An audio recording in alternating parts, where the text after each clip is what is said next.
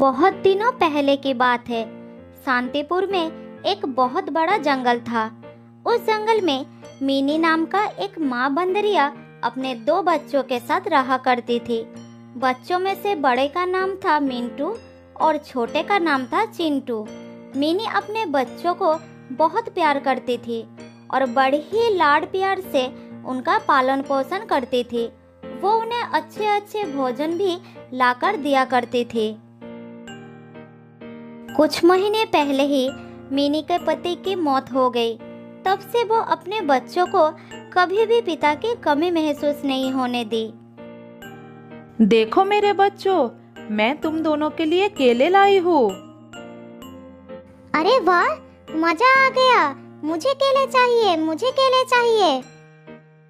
नहीं नहीं, मुझे पहले दो माँ, मैं बड़ा हूँ, मैं पहले खाऊंगा। हाँ बाबा हाँ, सबको बराबर दूंगी। शांति से बैठो जरा। मैं ये केले तुम दोनों के लिए ही तो लाई हूँ।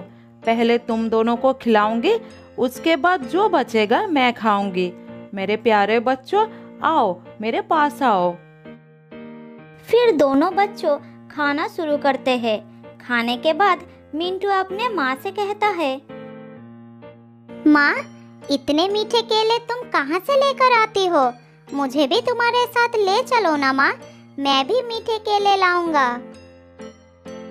मेरे प्यारे बच्चों, तुम लोग जब बड़े होकर पेड़ पर छलांग लगाने के काबिल हो जाओगे, तब मैं तुम दोनों को सारे ठिकाने दिखा दूंगी। अब तुम दोनों बहुत छोटे हो, घर में ही रहा करो, बाहर बहुत खतरा है। अच्छा माँ, ठीक है, तुम जैसा कहोगे हम वही मानकर चलेंगे माँ। मैं तो बिल्कुल बाहर नहीं जाऊंगा माँ, बाहर बहुत खतरा है।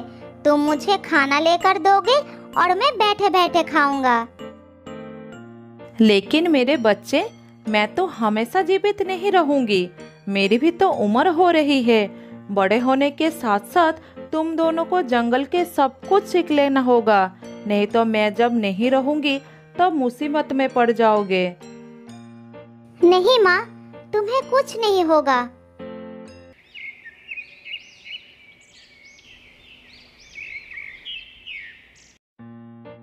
इसी तरह समय बीतता गया और समय बीतने के साथ साथ मिंटू और चिंटू बड़े होते जाते हैं।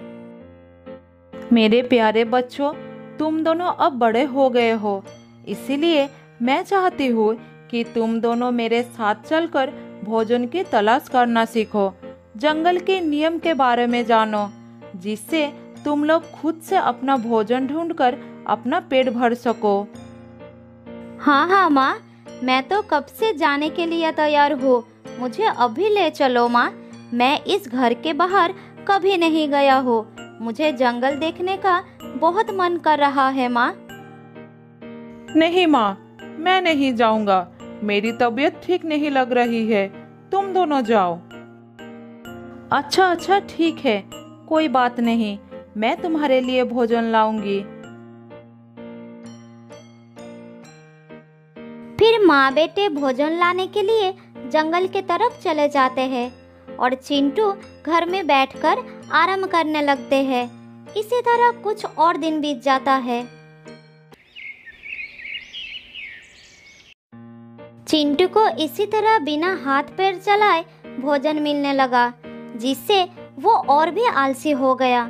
बाद में जब उसकी माँ उसे जंगल में जाने के लिए कहती थी, तो वो कुछ न कुछ बहाना बना देता था। बेटा चिंटू, क्या आज तुम मेरे साथ चलोगे? ऐसे बैठे रहने से कुछ नहीं होगा, तुम्हें भी तो खाना ढूंढना सीखना होगा। नहीं माँ, मेरे पैरों में बहुत दर्द हो रहा है, और फिर जंगल से भोजन लेकर आना, इसमें कौन सी बड़ी बात है? तुम मुझे फालतू में परेशान कर रही हो। अच्छा ठीक है, तुम आराम करो, मैं खाना लेकर आती हूँ। मिनी को ये बात समझ में आ जाती है कि चिंटू की आदत बिगड़ गई है। वो आलसी हो गया है। अगर वो अभी भी नहीं सुधरा तो उसे एक दिन बहुत बुरे वक्त का सामना करना पड़ सकता है। इसी तरह मिनी उसके भविष्य को लेकर चिंतित हो जाती है। लेकिन चिंटू को लगता था कि उसकी माँ उसे अपने साथ ले जाकर बस परेशान करना चाहती है। खाना ढूंढना तो वो सीख ही लेगा, लेकिन अभी नहीं। इसी बीच एक दिन मिनी की मौत हो जाती है। दोनों भाई माँ के पास खड़ा होकर बहुत रोने लगते हैं।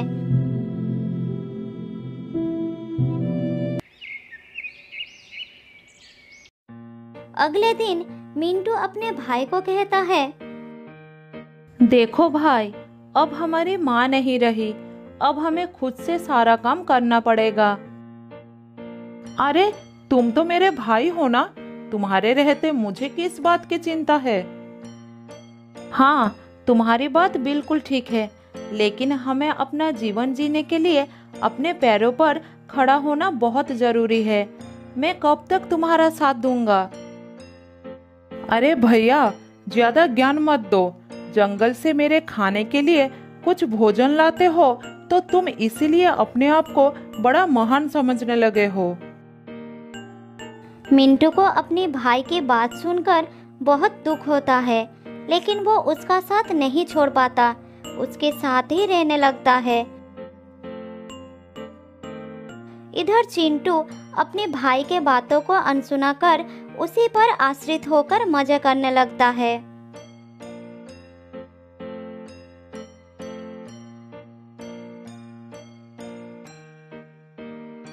अरे चिंटू, कहाँ हो? ये देखो, आज मैं तुम्हारे लिए आम लेकर आया हूँ। जल्दी आओ, आम बहुत ही स्वादिष्ट है। फिर चिंटू अपने भाई के पास आकर आम खाने लगता है। इसी तरह दिन बीतता गया।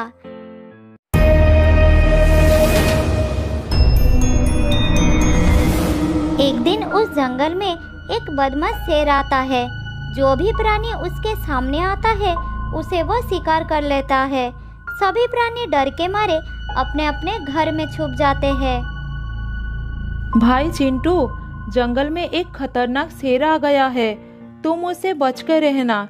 जब तक मैं खाना लेकर नहीं आ जाता तब तक तुम सावधान रहना। ठीक है, तुम मेरी चिंता मत करो। मिंटू पेड़ से उतरकर भोजन के तलाश में निकल जाता है। तभी वो शेर उसका पीछा करता है। मिंटू शेर को देखकर दौड़ने लगता है। फिर किसी तरह एक पेड़ पर चढ़ जाता है और अपना प्राण बचा लेता है। लेकिन वो शेर उस पेड़ के नीचे बैठकर मिंटू के उतरने का इंतजार करने लगता है। ये शेर तो मेरे पीछे ही पड़ गया, अब मैं अपने घर कैसे जाऊंगा? इसी तरह रात हो जाती है, लेकिन शेर वहां से नहीं हटता, जिस कारण मिंटू अपने घर नहीं जा पाता। उधर चिंटू अपने भाई के घर ना लौटने के कारण भूखा ही रह जाता है, लेकिन वो भोजन के लिए कोई भी कोशिश नहीं करता। पता नहीं मेरे भाई को क्या हो गया, कहीं ऐसा तो नहीं वो जानबूझकर आज वापस नहीं आया। मैं सुबह से भूखा हूँ, अब मैं क्या करूँ? बहुत भूख लगी है।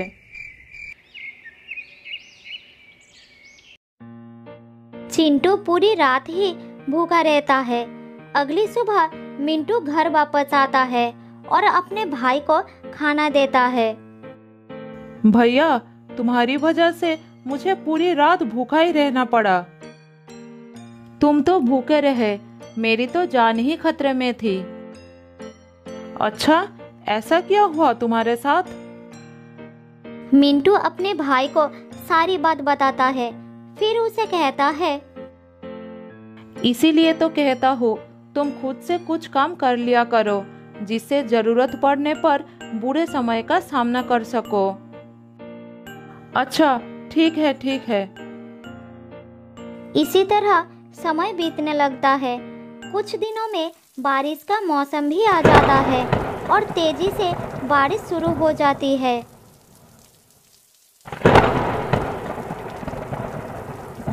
भैया, बहुत भूख लगी है, कुछ खाना ला कर दो ना, रहा नहीं जा रहा है। मैं क्या कर सकता हूँ, बारिश थमने के नाम ही नहीं ले रही।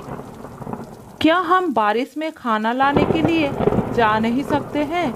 माँ ने कहा था आंधी तूफान या तेज बारिश होने लगे तो घर से बाहर नहीं निकलना, जान को खतरा हो सकता है। दोनों भाई भूखे प्यासे बारिश रुकने का इंतजार करने लगते हैं।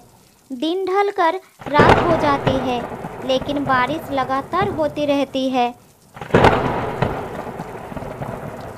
सुबह होने पर वो देखते हैं कि जंगल में बाढ़ आ गया है और ऊपर से बारिश भी नहीं रुकी थी। हे भगवान, पूरा जंगल बारिश के पानी में डूब गया है, अब क्या करूं? भूखे भाई का हाल देखकर मिंटू से रहा नहीं जाता और वो खाने के तलाश में जाने लगता है। तुम अपना ख्याल रखना, मैं खाने की तलाश में जा रहा हूँ। मैं भी तुम्हारे साथ चलूंगा भाई। नहीं, अभी नहीं, बाहर बहुत खतरा है, बारिश भी हो रही है, मैं जल्दी कुछ खाना लेकर आ जाऊंगा। मिंटू खाना लेने के लिए चला जाता है और चिंटू घर पर भैया के लौटने का इंतजार करता है। बहुत समय बाद भी मिंटू वापस नहीं लौटता। अरे भैया अभी तक वापस क्यों नहीं आया? इतनी देर हो गई, भूख से तो मेरी जान निकल जा रही है। अगर मुझे खाना ढूंढने का अनुभव होता तो मैं खुद चला जाता। चिंटू को बहुत ही पछतावा होता है कि वो हमेशा दूसरों पर निर्भर रहा। उसने कभी भी किसी चीज को पाने की कोशिश नहीं की, जिसके कारण आज वो संकट में फंसा हुआ है। कुछ दिनों से लगातार भूखे प्यासे रहने से चिंटू की हालत बहुत खराब हो जाता है। फिर एक रात उसे भूखे सोना पड़ता है, लेकिन चिंटू के लिए उस रात के बाद अगली सुबह नहीं होती। वो हमेशा के लिए सो जाता है। तो दोस्तों, इस कहानी से हमें ये सीखने को मिलता है कि हमें कभी भी दूसरों पर आश्रित नहीं रहना चाहिए। बहुत साल पहले की बात है। एक जंगल में रहती थी एक लोमड़ी। वो बहुत झूठ बोलती थी। उसे इधर की बातें उधर लगाने का बड़ी शौक थी।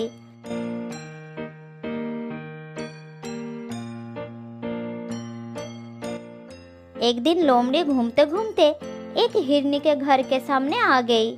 तब हिरनी अपने बेटे से बात कर रही थी। लोमड़ी एक पेड़ के पीछे छुपकर दोनों की बातें सुनने लगी। बेटा, तुम उस पहाड़ी पर मत जाया करो। मैंने कितनी बार तुमसे मना किया है। तुम्हें पता नहीं कि वहाँ पर एक खतरनाक लोमड़ी रहती है। एक दिन उसके नजर तुम पर पड़ गई तो वो तुमको जिंदा नहीं छोड़ेगी। माँ, अगर ऐसा है तो आज मैं अपने पापा को वहाँ पर ले जाऊंगा। वो उसको मार देंगे और मैं रोजाना वहाँ पर जा सकूंगा। बेटा, वो लोमड़ी बहुत ही खतरनाक है। तुम्हारे पापा का उससे सामना हो चुका है। उसने उन्हें भी खूब मारा था। फिर तेरे पापा ने उसे माफी मांगे थे, तब जाकर उसने उसकी जान बख्श दी थी। क्या वो इतनी खतरनाक है? तो ठीक है माँ, मैं आज के बाद कभी पहाड़ी पर नहीं जाऊंगा।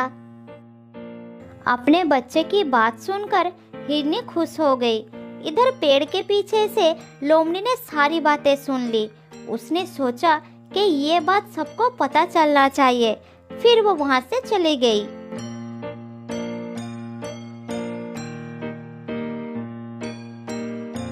वापस जाकर वो एक एक करके सारे जानवरों को ये बात बता दी कि हिरनी का पति एक लोमड़ी से पीट कर आया है।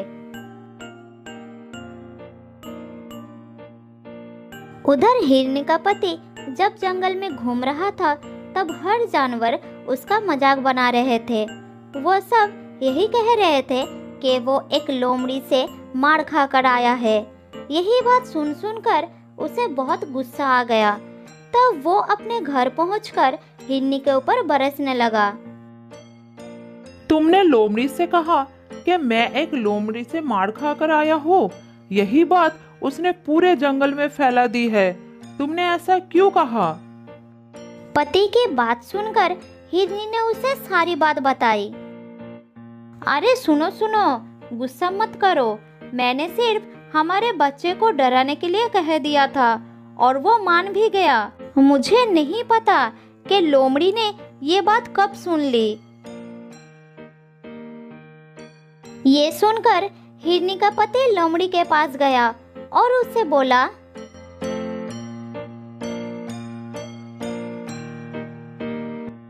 मेरी बीवी ने ये बात केवल मेरे बच्चे को डराने के लिए कही थी और तुमने इस झूठ को पूरे जंगल में फैला दिया। तुमने ऐसा क्यों किया? अब जाओ और जाकर सबको सच्चाई बताओ कि मैं किसी लोमड़ी से मार खाकर नहीं आया हूँ। उसका गुस्सा देखकर लोमड़ी डर गई। उसने फिर सबके पास जाकर ये बात फैला दी कि ये सिर्फ एक झूठ था। फिर वो थका हारा हिरनी के पति के पास पहुंची। तब उसने उसे माफ कर दिया और लोमड़ी अपना घर लौट गई।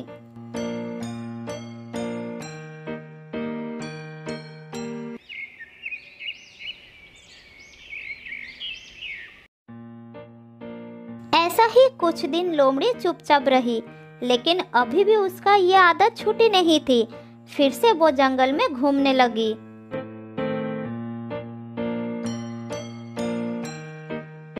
एक दिन शेर महाराज गुफा के सामने आराम कर रहा था। तभी उसके पास दूसरे जंगल का एक शेर राजा आया। दोनों शेर को एक साथ देखकर लोमड़ी उसकी बात छिपकर सुनने लगी। अरे तुम मेरे जंगल में कैसे? मैं तुम्हारी तरफ दोस्ती का हाथ बढ़ाने के लिए आया हूँ। दोस्ती का हाथ? मेरी तरफ? क्या कहना चाहते हो तुम? शेर खान, तुम्हारा जंगल कितना बड़ा है और मेरा जंगल कितना छोटा। मुझे पता है कि तुमको इस जंगल को संभालने में कितना तकलीफ होता होगा। ऐसा कुछ नहीं है, मैं मेरे जंगल को अच्छे से संभाल रहा हूँ। किसी को मुझसे कोई तकलीफ नहीं है। शेर खान, मैं तो तुम्हारी भले के लिए ही कह रहा था। तुम मेरे और अपने जंगल को एक कर लो, फिर हम दोनों मिलकर इस जंगल में राज करेंगे। ये बात कहकर वो मन ही मन सोचने लगा। बस एक बार ये हाँ कर दे, फिर इसके जानवरों के साथ मिलकर इसी को मरवा दूंगा। तब दोनों जंगल पर मेरा ही राज होगा। मुझे ये मंजूर नहीं है, तुम जा सकते हो। तुम बूढ़े हो चुके हो शेर खान। अगर कोई मुसीबत आ गई तो तुम कैसे इस जंगल को बचाओगे? ये सुनकर शेर खान को गुस्सा आ गया। लगता है तुझे दिखाना ही पड़ेगा कि मुझ में दम है कि नहीं। नहीं, रुक जाओ। अभी तो मैं जा रहा हूँ, लेकिन कुछ ही दिनों बाद मेरा भाई जंगल आ रहा है। वो तुमसे बहुत ज्यादा शक्तिशाली है। अगली बार मैं उसी के साथ आऊंगा। लगता है तुमको अपनी जान प्यारी नहीं है। हा, मुझे मार भी दोगे तब भी वो यहाँ जरूर आएगा और तुम्हारे जंगल को साफ कर देगा। ये सुनकर शेर खान जोर जोर से हंसने लगा। क्या बोला तुम? तुम्हारा भाई आएगा? तो सुनो, मेरा भी एक भाई है जो पास के जंगल में राज करता है। मुझसे ज्यादा जवान और ताकतवर है वो। मैं उसी को बुला लेता हूँ। लेकिन अगर वो इस जंगल में आएगा तो उसको भी शिकार की जरूरत पड़ेगी। तो क्या हुआ? तुम्हारा भाई आएगा, वो भी बिना वजह मेरे जंगल के जानवरों को मारेगा। इससे अच्छा मैं अपने भाई को ही बुला लेता हूँ। वो रोजाना 3 जानवर को शिकार करता है। यहाँ भी ऐसा करेगा। अब मैं तुमको मार देता हूँ। जब तक तुम्हारा भाई आएगा उससे पहले मेरा भाई यहाँ आ चुका होगा। अरे नहीं शेर खान, मैं तो बस ऐसे ही तुमको डराने के लिए कह रहा था। मेरा कोई भाई नहीं है, मैं जा रहा हूँ। ये कहकर वो वहाँ से भाग गया। इधर लोमड़ी सोचने लगी, अरे बाप रे, रोजाना 3 जानवर, ये बात तो सबको बताना पड़ेगा। ये कहकर लोमड़ी वहां से चली गई और उसने ये बात पूरे जंगल में फैलाना शुरू कर दी। वो जानवरों के पास जा रही थी और यही कह रही थी, शेरखान अपने भाई को इस जंगल में बुलाने वाला है। अब ये दोनों भाई मिलकर रोजाना 3 जानवरों का शिकार करेंगे और कुछ ही महीनों में जंगल खत्म हो जाएगा। ये सुनकर जानवरों के दिल में डर पैदा हो गया। तब सभी जानवर उस जंगल को छोड़कर जाने लगे। शाम होते होते जंगल एकदम खाली हो गया। शाम को जब शेरखान घूमने निकला तब उसे कोई भी जानवर नजर नहीं आया। तालाब के पास भी दूर दूर तक कोई जानवर नहीं थे। अब उसे चिंता होने लगी। कहीं शेरू ने सच में अपने भाई को बुलाकर जानवरों पर हमला तो नहीं किया? वो सब कहाँ चले गए?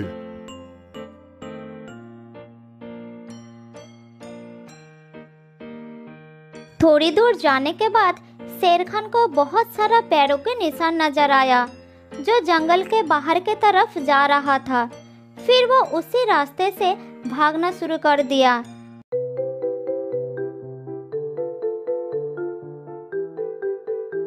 थोड़ी दूर जाने के बाद उसे सभी जानवर जंगल से बाहर जाते नजर आए। शेरखान सबके सामने जाकर खड़ा हो गए। क्या हो गया तुम सबको? कहाँ जा रहे हो जंगल को छोड़कर?